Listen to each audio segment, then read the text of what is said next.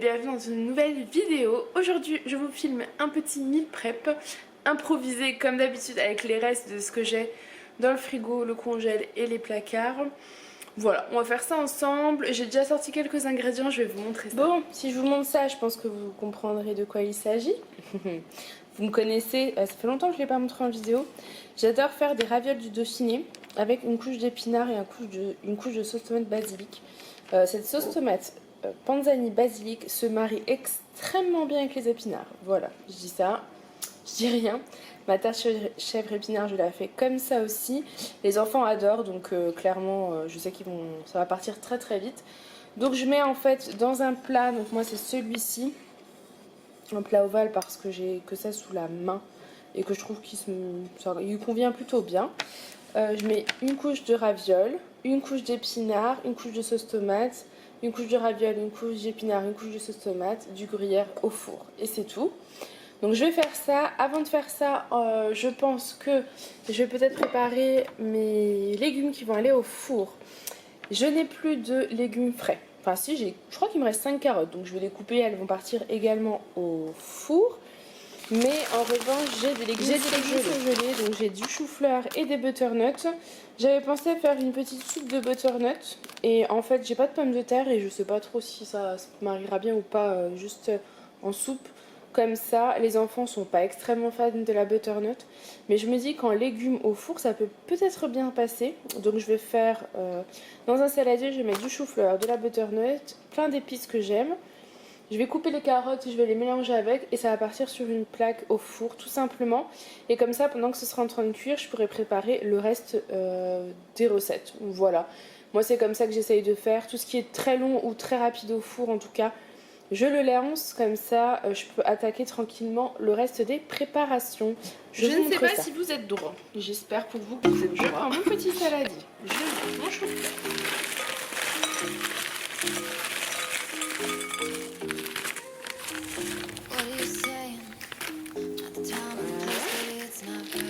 Butternut, je sais même pas si ça vaut le coup que je fasse les carottes. Je vais voir s'il y a assez de place, sinon je les garderai pour une autre préparation. Je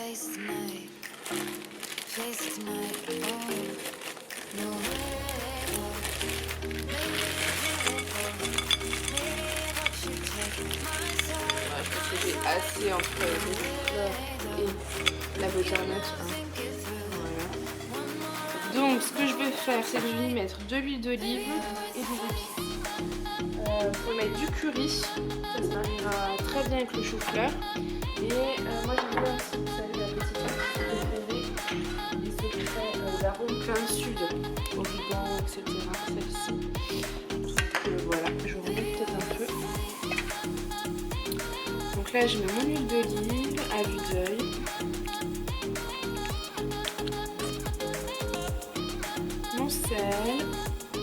C'est le Herbamar, j'aime beaucoup celui-ci, j'ai eu du mal au début à l'apprécier. En fait j'aime beaucoup le petit goût des légumes qu'il y a dedans, enfin ça fait un peu épicé quoi. Et ensuite je mets le secret d'arôme tout simplement. J'en ai deux, il y en a un qui est en forme de vie et l'autre non.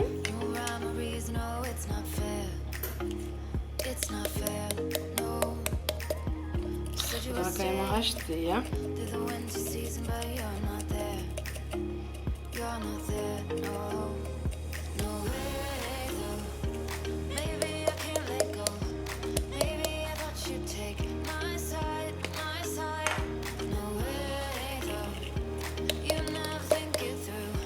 Voilà, donc ensuite je mélange. Oups. Bien évidemment le saladier est trop petit. Je vais être un petit peu plus... bon c'est pas grave, intelligente, j'aurais pris un plus grand saladier. Je vous avoue que j'avais pas prévu de faire de meal prep aujourd'hui. C'est une journée assez remplie. J'ai beaucoup de travail à faire en haut pour mon frigo. Mais comme demain j'ai kiné le matin, donc en fait ça va me faire perdre 1 heure. Donc c'est maintenant. C'est maintenant que je peux faire mon petit meal prep. Voilà, je vais rajouter des épices. Alors mon curry,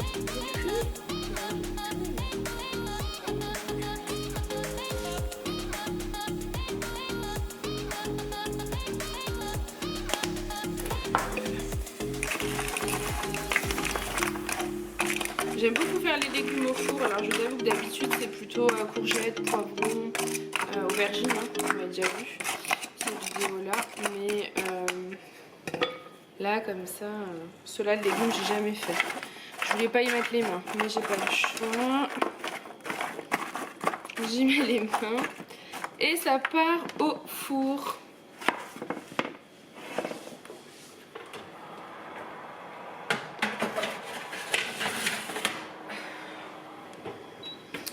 Alors ce que je vais faire maintenant, c'est que j'ai pris une grosse casserole, enfin moi je sais pas trop comment vous appelez ça, une marmite, avec de l'eau, je mets un peu d'huile d'olive et je vais la faire bouillir pour pouvoir y rajouter tout simplement mes pâtes. J'aime bien faire une bonne portion de féculents, donc là ce sera des torsades semi-complètes. Voilà, j'en fais beaucoup, comme ça me reste pour plusieurs repas, comme les légumes ça reste pour plusieurs repas, c'est hyper pratique je trouve de faire à l'avance comme ça. Donc ça se met à chauffer et pendant ce temps je fais les ravioles aux épinards. Donc maintenant on procède aux ravioles aux épinards. C'est une recette qui est toute simple mais que j'ai inventée. Et ma foi, j'en suis ravie. Je crois que vous êtes plusieurs à l'avoir testé et approuvé, donc c'est plutôt cool. Alors, vous êtes très nombreux en ce moment à me demander où je trouve mes inspirations recettes. Alors, soit sur YouTube, parce que j'adore YouTube, soit sur Instagram, parce que j'adore Instagram. Je tape souvent légumes ou healthy, ou il me reste de la courgette par exemple, je vais taper courgette, ou vous voyez, ça me donne des plats et ça m'inspire. Soit sur Pinterest, j'aime bien fouiller un petit peu sur Pinterest aussi. Soit j'invente en fait, voilà. Ça m'arrive aussi d'inventer des petites idées, des petits combos, je teste. Vous voyez les choux-fleurs et butternut au four, j'ai jamais vu, je sais pas du tout si ça sera bon. Mais je me dis que ça peut pas être mauvais, donc voilà. Voilà, donc là j'ai mis ma première couche de ravioles épinards, de ravioles. Maintenant je vais mettre mes épinards, c'est des ravioles du Dauphiné. Hein. Donc je mets mes épinards. Alors la sauce tomate normalement c'est un pot complet, sauf que là il était déjà entamé par la tarte chèvre épinard que j'ai fait la dernière fois. Donc j'ai pris une autre sauce tomate avec et je vais faire un petit mix des deux. Hein. Ça changera pas grand chose, je ne pense pas. Voilà. Donc là je reviens parce qu'il faut que j'aille me laver les mains, bien sûr. Donc maintenant je mets ma petite sauce tomate. Je vais pas en mettre trop, donc je vais mettre la moitié comme il y aura une deuxième couche. Et je vais mettre l'autre sauce avec. Voilà. Alors, on va compléter avec celle-ci. C'est une sauce tomate basique ça, hein. Vraiment très simple, je sais pas si vous la verrez. Attention, faire un tuyau arriver. Voilà.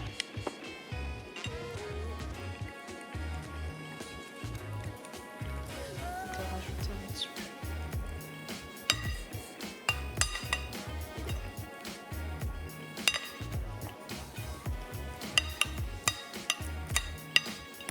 Ça, c'est bon. Donc là, vous mettez la deuxième couche. Il va y avoir la queue pour le four parce qu'en fait les légumes vont cuire. Ensuite ça va être ça et je vais aussi préparer je pense des petits cookies pour le goûter. Donc voilà. Mais bon, tant qu'à allumer le four, hein,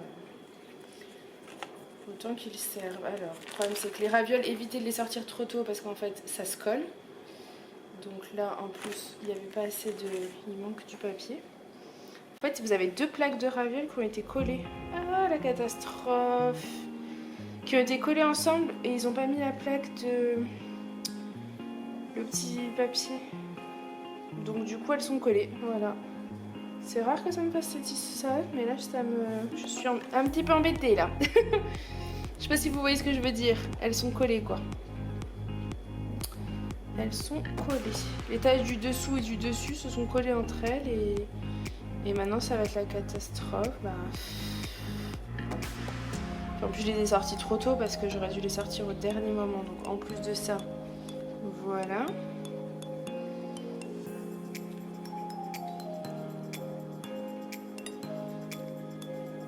Ah là là là là. Ça m'agace. sera bon quand même, hein. C'est juste que il y aura 2 couches de ravioles au lieu d'une. Ce sera pas très bien étalé.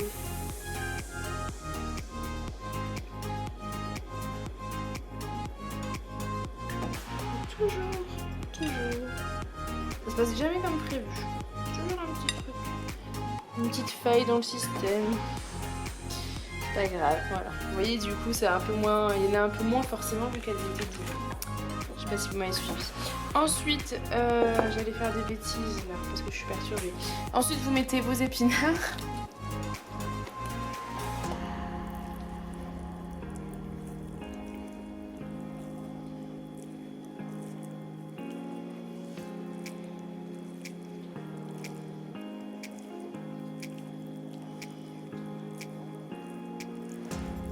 J'ai laissé plus d'épinards dans celui-là, je ne sais pas pourquoi.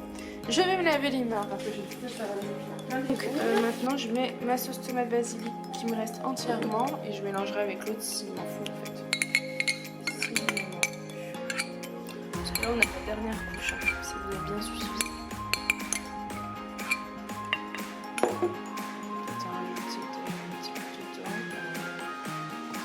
Ce qui est bien, c'est qu'il va me rester de la sauce tomate et que comme je suis en train de faire des pâtes, ça pourra aussi se transformer en pâte sauce tomate, tout simplement. C'est très simple et ce sera très très bon aussi.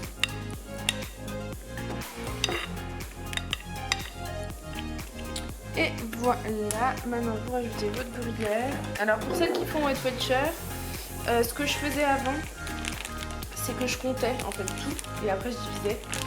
Mais là cette semaine je sais pas encore si je compte, je suis un petit peu... Bon, il y a des jours j'ai pas envie, donc là je compte pas, il faut juste apprendre à être raisonnable et ça va le faire. Sinon vous comptez en fait, hein, vous mettez votre plat sur la balance et vous pesez tout simplement pour savoir combien vous avez de points au total et combien vous pourrez vous diviser. Voilà.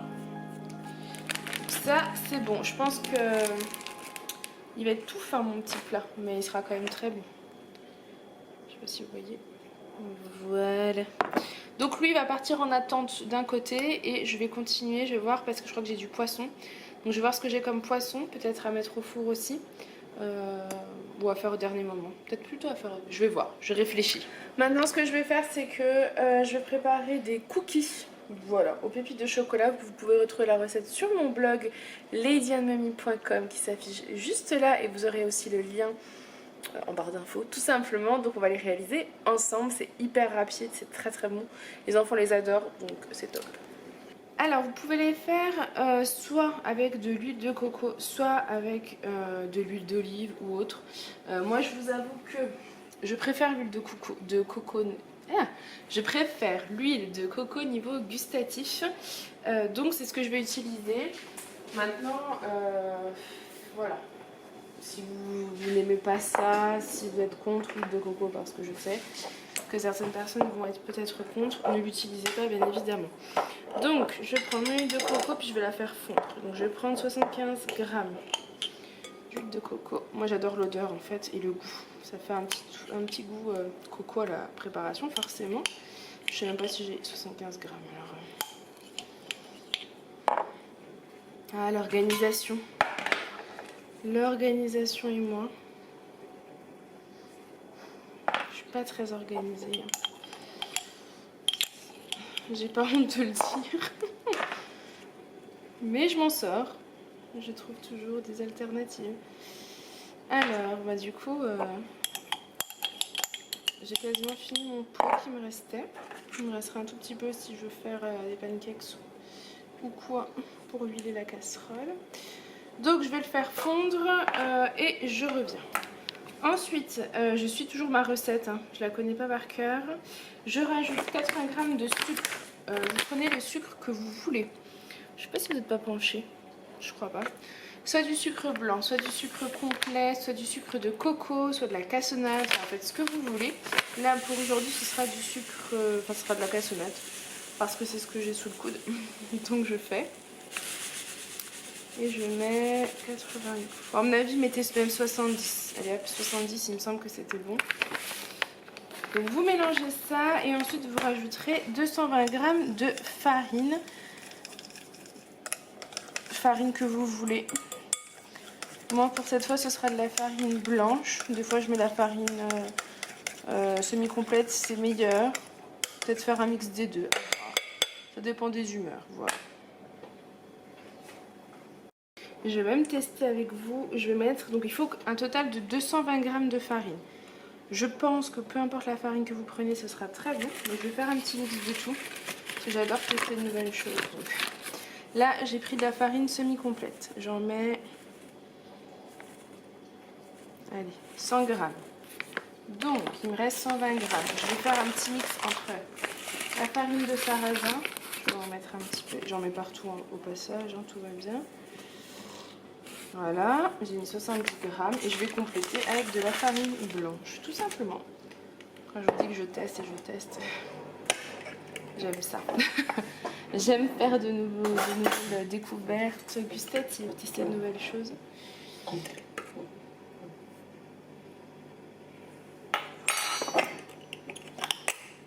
Voilà, donc là, si vous êtes comme moi, vous en avez mis partout. Si vous êtes mieux organisé que moi, vous n'en avez pas mis partout. Donc vous mélangez. Et on va rajouter ensuite une cuillère à café de levure. Je suis en train de me dire qu'il faut que tout cuise avant que je parte chez les enfants. Mais ça va le faire. On y croit, on y croit. Hop, une cuillère à café de levure. Le mieux, ça aurait été de la mélanger avec la farine en fait. Mais je ne l'ai pas fait. Tout simplement, tout simplement. Ça aurait été trop facile, donc... Non, franchement, si vous pouvez le faire correctement, faites-le correctement. Ne faites pas comme moi. Voilà. Ensuite, une pincée de sel. Moi, j'ai pas de sel, j'ai que du sel en fait aux plantes, donc je vais pas en mettre. 40 ml d'eau. 40 ml d'eau.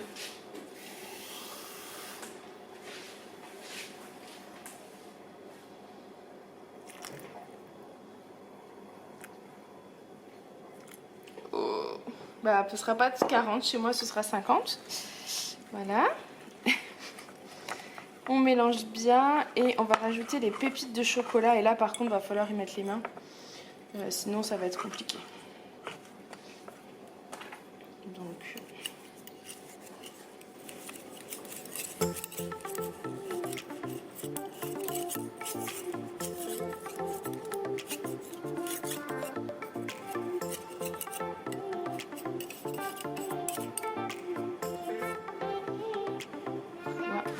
Là, vous rajoutez vos pépites de chocolat. Et avant, vous avez les mains propres. Hein. Si vous les avez pas propres, vous allez vous laver les mains. Mais en principe, quand on cuisine, on a toujours les mains propres. J'ai mis 12 g de pépites de chocolat. Mais vous mettez ce que vous voulez. Tout dépend de votre gourmandise. Ce que je vais faire maintenant, c'est que je vais préparer la plaque sur laquelle je vais entreposer mes cookies avant de les mixer, avant de mettre les mains dedans en fait.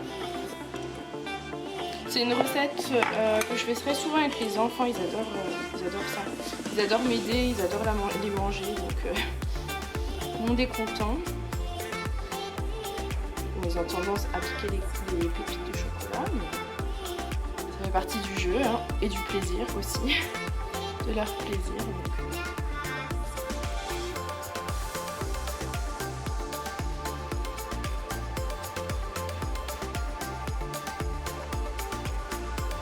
Alors des fois je les fais plus petits, des fois je les fais plus gros. Là j'ai envie de faire des gros cookies. Enfin des gros. Tout est relatif. Hein. Je vais vous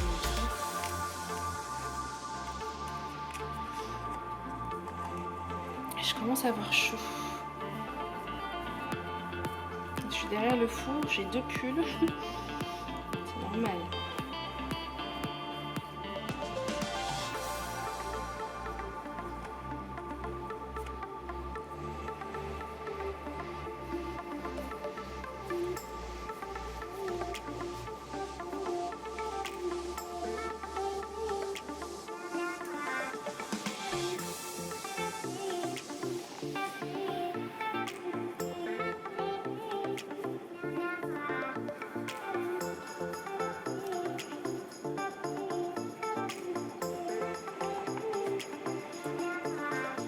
Donc comme c'est des gros cookies, d'habitude j'en fais 9 je crois.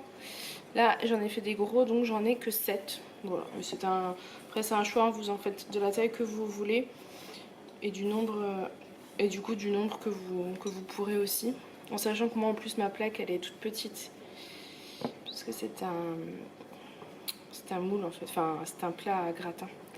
Parce que l'autre plaque est au four. Voilà. Je me lave les mains, je vais vous montrer. Ah bah vous voyez tout. Vous voyez tout ça. Donc là ce que je fais c'est que je vais les mettre de côté. Je vais voir mes légumes. Si mes légumes sont cuits, je vais enchaîner avec les cookies puisque c'est plus rapide. Et ensuite je finirai avec les ravioles d'épinards. Je viens de sortir les légumes du four, donc le chou-fleur et le butternut. Ça c'est cuit. Donc c'est parfait. Je vais tout bien remélanger et je vais mettre ça dans une boîte en fait, tout simplement. Pour pouvoir se servir lors des repas. Voilà, ça me fera la petite portion de légumes en accompagnement. Et je viens d'enfourner les cookies pour 10 minutes. Alors c'est entre 10 et 13 minutes selon votre four. Je mets 10 minutes et après je viens voir tout simplement où ça en est. Et je vais pouvoir égoutter également mes pâtes qui sont ici. Voilà, je pense qu'elles sont bonnes. Je déteste goûter les pâtes quand c'est en train de cuire. C'est Julien qui fait ça quand il est là. Quand il est pas là, je ne goûte pas et je regarde approximativement. Mais je sais pas pourquoi. Déjà parce que c'est trop chaud. Enfin, après, faut les faire refroidir. Mais non, j'aime pas ça. Donc c'est toujours un petit peu au feeling. Je pense que cette fois, ce sera bon.